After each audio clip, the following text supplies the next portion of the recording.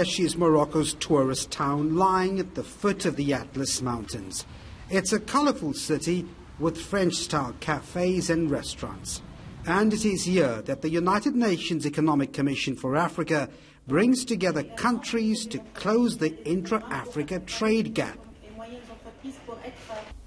It's all about growth and jobs for the continent's 1.2 billion people, a market that's expected to double by 2050. But only 18% of all African trade is done within the continent, far short of the almost 70% trade among European Union members. As the United Nations Economic Commission for Africa's Executive Secretary, Vera Songwer, explains, consultations on the policy preparedness will continue even after the free trade agreement comes into force.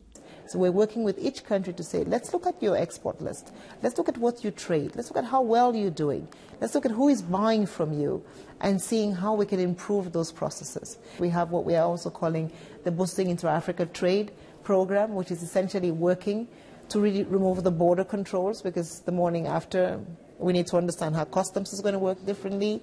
We need to understand how certification of ships landing, and so there's very technical issues. There's a big focus at this gathering on how digitization on the continent can improve revenue collection and growth.